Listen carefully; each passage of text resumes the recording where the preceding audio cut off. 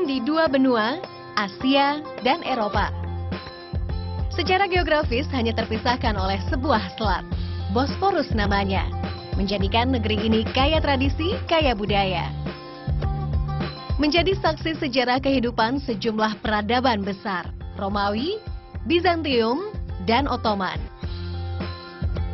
Kekhalifahan terakhir yang kekuasaannya mencapai hampir separuh dunia. Menjadi rumah besar bagi tak kurang 90 juta jiwa, 90% diantaranya Muslim. Dengan semua kisahnya tersimpan di sini, sebuah negeri cantik berjuluk Turki.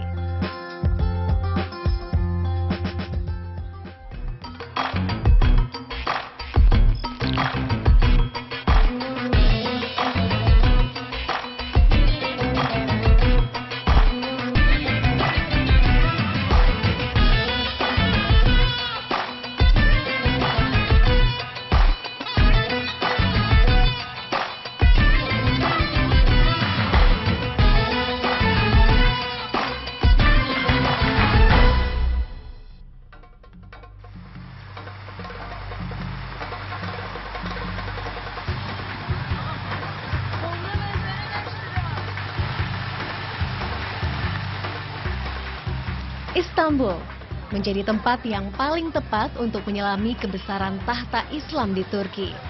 Karena bukan sekedar kota, Istanbul merupakan jejak sejarah itu sendiri.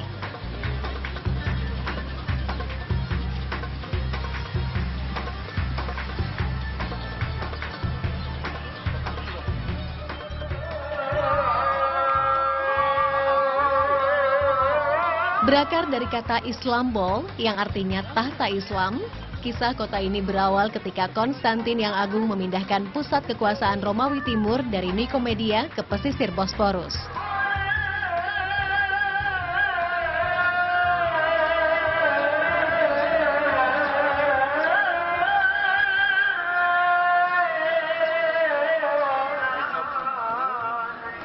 Itu sebabnya Istanbul pernah menyandang nama Konstantinopel atau kota Sang Konstantin. Dan itu sebabnya pula Istanbul menjadi satu-satunya kota transkontinental atau kota di persimpangan dua benua.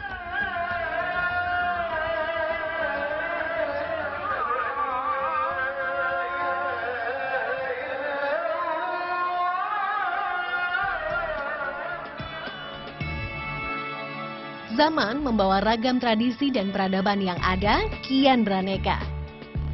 Istanbul pun berkembang menjadi kota dengan kepadatan penduduk terbesar ketiga di Eropa. Juga menjadi sentra kebudayaan dan ekonomi Turki.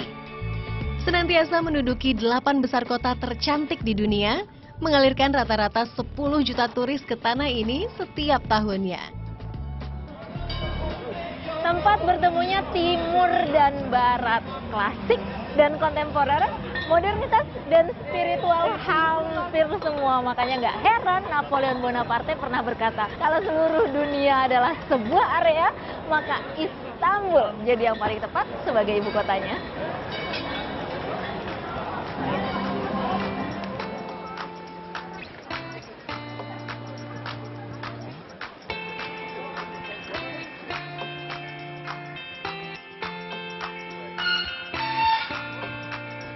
Terus bermetamorfosa, tak kemudian membuat Istanbul meninggalkan kisah di belakangnya. Sebaliknya, kota ini sangat melindungi dan menjaganya.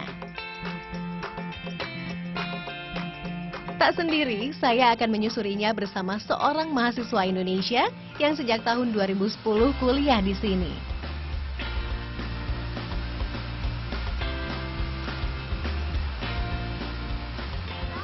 Oh, halo Mbak Roro, apa kabar? Baik Mbak. Dari mana aja Mbak? Muter sana muter sini, Oh, muter gitu. sana muter sini, seru banget. Duduk dulu Mbak. Saya aja yang baru datang Mas Ongki, Iya? langsung berasa banget nuansa Ramadan. Oh, gitu. Kalau Mas Ongki yang udah hampir 5 tahun ya sih. Iya. Gimana rasanya berbulan suci? Berbulan suci di sini ya Mbak ya? Istanbul. Yang pertama ini Mbak, yang puasanya panjang dari sini. Dari jam setengah 4 sampai jam 9.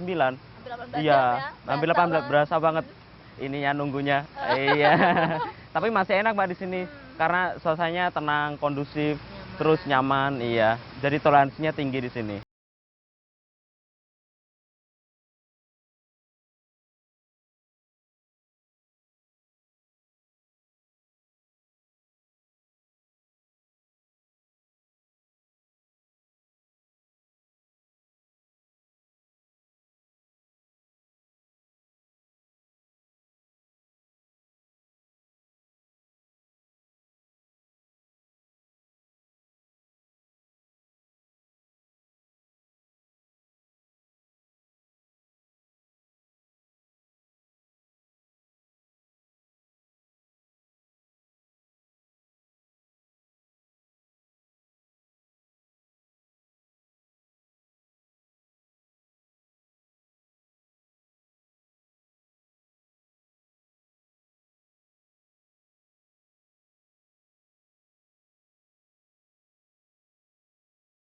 Masjid paling terkenal se-Istanbul, se-Turki, bahkan sedunia.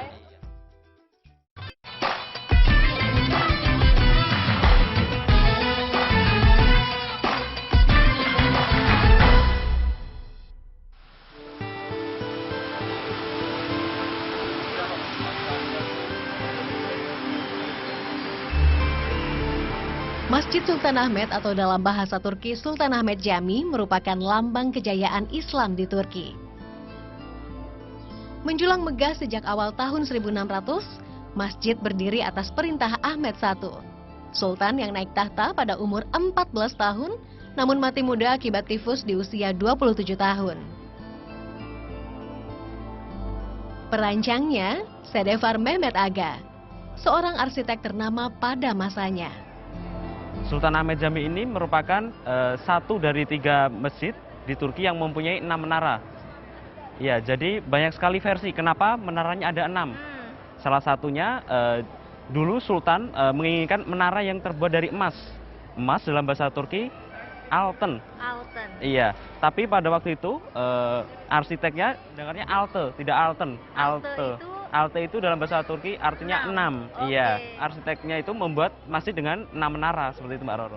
Perintahnya Altın, jadinya Alte. Itu Alte. salah satu versi. Iya, salah Tapi satu kemudian versinya. ketika 6 menara ini kemudian juga pernah membuat konflik antara pemerintah Turki dengan pemerintah Arab Saudi, itu ceritanya gimana? Iya, jadi pada waktu itu Masjidil Haram menaranya ada 6.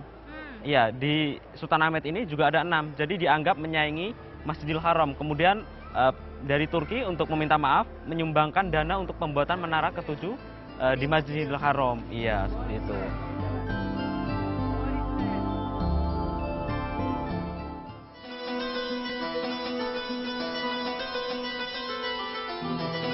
Di bagian dalam, masjid mampu menampung 8.000 jamaah. Terang karena memiliki 200 jendela. Menawan, bertorehkan ayat-ayat Al-Quran karya seorang kaligrafer terbaik sepanjang masa, Sayyid Qasim Gubari.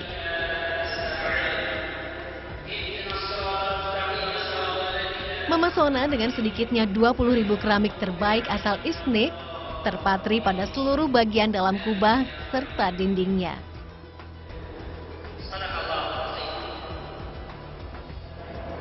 Cantik banget, ini semua keramik-keramiknya masih asli ya Mas? Iya, masih asli. Dan itu sebabnya kenapa masjid ini dinamakan Blue Mosque. Iya, betul sekali.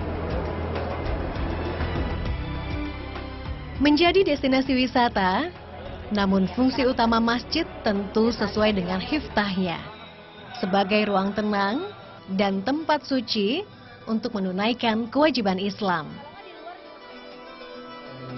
Yani camimiz hakkında kabaca verebileceğimiz malumatlar bunlardır. Ve camimizin günlük yaz aylarında 40.000'e ulaşan günlük bir ziyaretçi, yani Avrupalılardan Müslüman olmayanlardan ziyaretçisi vardır. Kış aylarında tabi bu sayı düşmektedir. Biz de camimizde onlara yönelik hem camiyi hem de İslam'ı tanıtıcı, hem merkezimizde onlarla birebir konuşarak hem de broşürler, kitaplar, Kur'anlar kendi dillerinde, çok farklı dillerde dağıtmak suretiyle hem camimiz hem de İslam'ı onlara ulaştırmaya gayret ediyoruz demiş oldum. Keagungan Masjid Biru sejatinya merupakan upaya menandingi megah bangunan menawan tepat di seberangnya, Hagia Sophia. Di sini Mbak Roro harus beli tiket dulu untuk masukin. Kalau saya udah ada kartunya. Iya, karena saya mahasiswa di sini, saya punya hak khusus, punya tiket khusus, punya museum. Muzekar. Iya, itu. Masuk museum, semua museum yang ada di Turki. Selama 1 tahun dengan bayar 15 lira aja. Kapan aja? Kapan apa aja, selama saat. Iya, nggak cuma museum aja. Jadi untuk pelajar ada juga kartu lain. Ini untuk transportasi. Oke, Iya. Istanbul Card beda sama Istanbul Card yang lain? Beda Mbak. Kalau yang normalnya 2 lira, pakai ini cuma 1 lira sekali pencet. Fasilitas untuk pelajar. Saya harus mengantri. Iya, saya langsung masuk Mbak.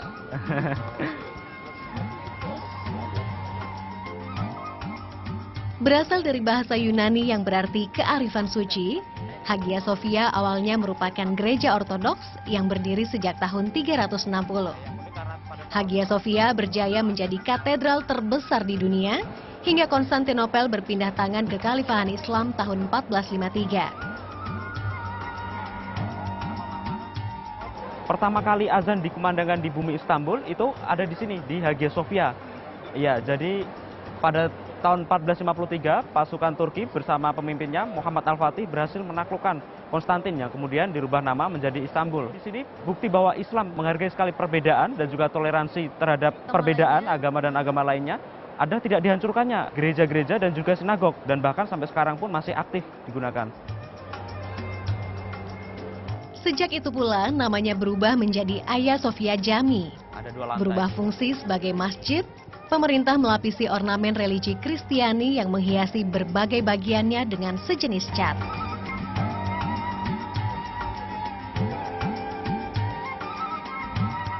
Mozaik cantik dimunculkan lagi. Pasca Hagia Sophia kembali bermetamorfosa menjadi museum.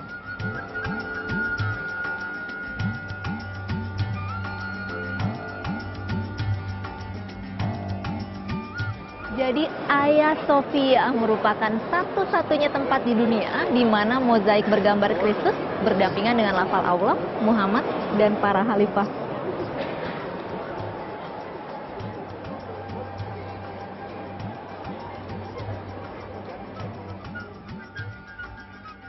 Aura luhur memancar pada setiap sudut bangunan.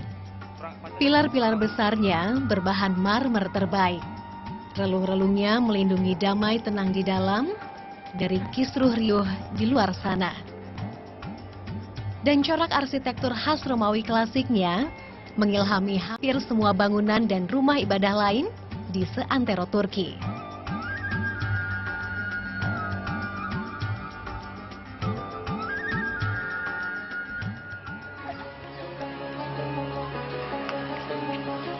Seiring berkibarnya panji-panji kebesaran Islam di tanah Ottoman, Topkapi Saray atau Istana Topkapi megah berdiri.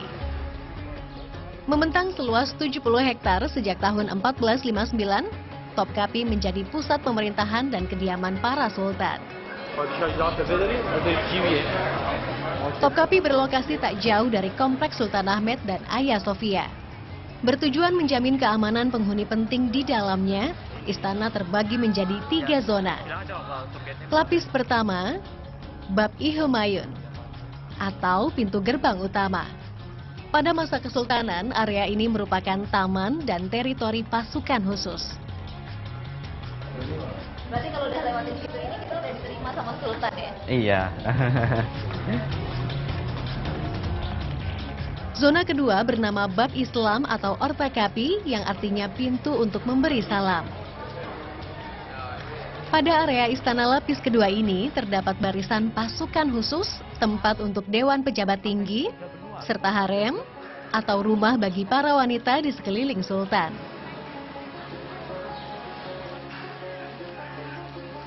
Dan zona utama istana yang merupakan area sultan. Bangsal penting di sini diantaranya ruangan kesultanan dan ruang perbendaharaan.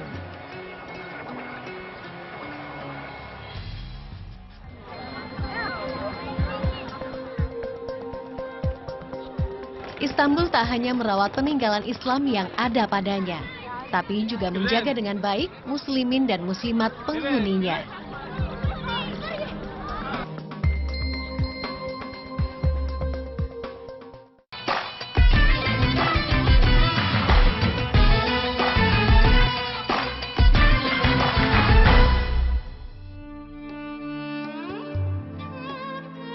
Istanbul merupakan metropolitan dan kota tua dalam satu nama. Wajah lampaunya menampilkan keagungan dari berbagai masa. Sisi modernnya menjaga semua penghuni tak lagi sekedar hidup, namun juga nyaman jalani hidup.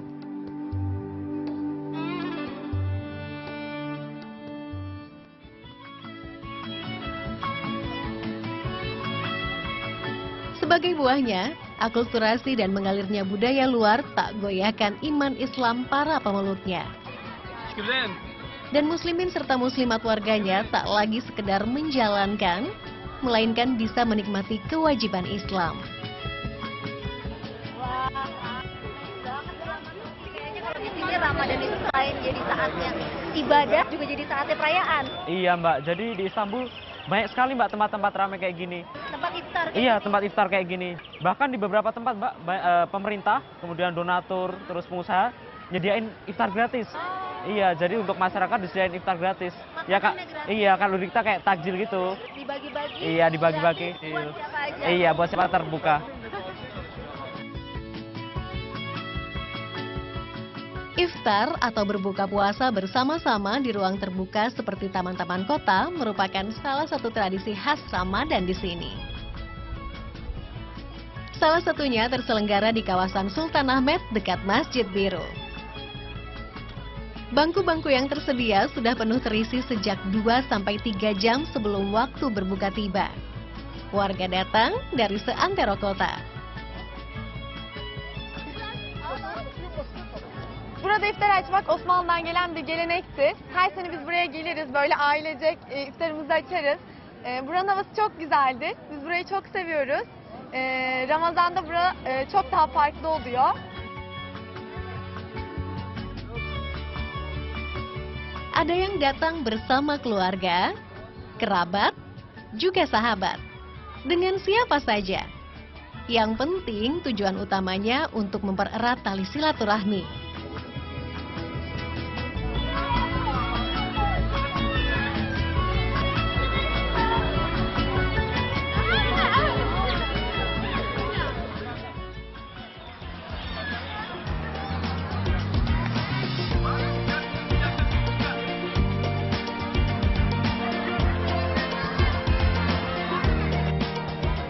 Ini Mbak, mahasiswa Indonesia di sini juga. Hai Mas. Mas, Siapa? Mas Bayu ini.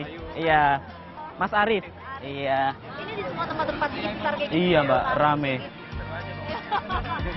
Ongki, Bayu, dan Arif adalah 3 dari sekitar 250 mahasiswa Indonesia yang saat ini tengah menimba ilmu di Istanbul. Ketiganya datang lewat program beasiswa. Kenapa sih pada milih Turki, khususnya Istanbul, sebagai tempat untuk menuntut ilmu, untuk belajar? Kalau saya pribadi sih Istanbul bagi saya tuh tempat yang bersejarah gitu.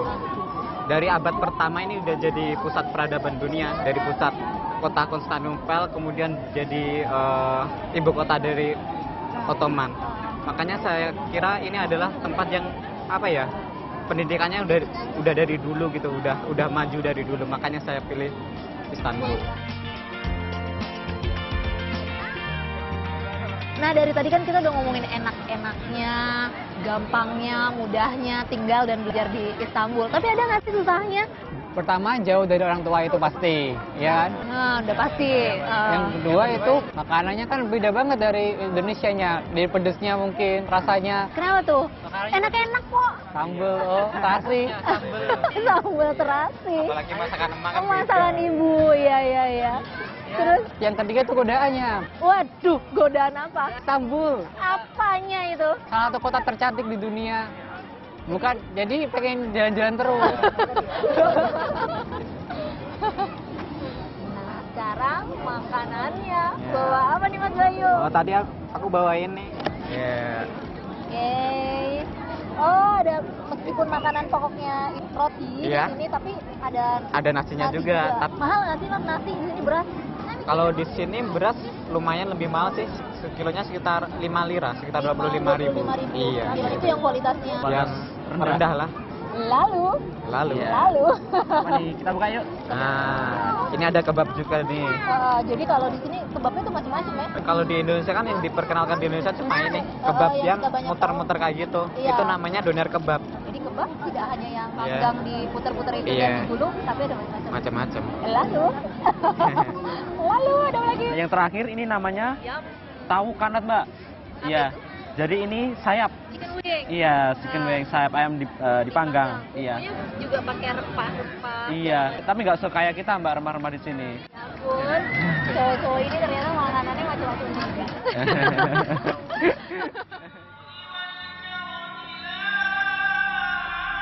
Sederhana, tapi penuh makna. Seperti perjalanan saya hari ini, yang membuat saya makin memahami kebesaran Islam. Menorehkan nilai toleransi dalam sahajanya keteguhan hati.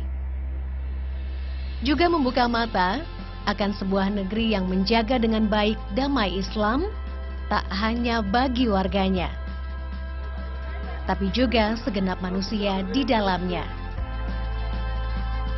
Nah, tadi kan ada yang kangen masakan Indonesia. Aku bawa nih. Wah, apa, Mbak? Wah, ini teri kacang, sambal.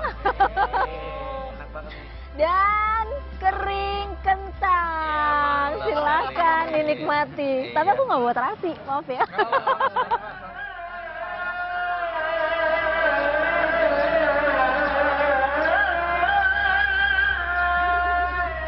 Saat maghrib akhirnya tiba.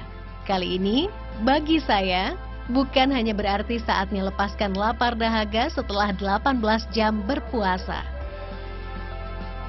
Azan juga bersitkan makna bahwa dengan pribadi-pribadi yang senantiasa menjaganya, kebesaran ini masih akan berkumandang berjuta tahun lagi.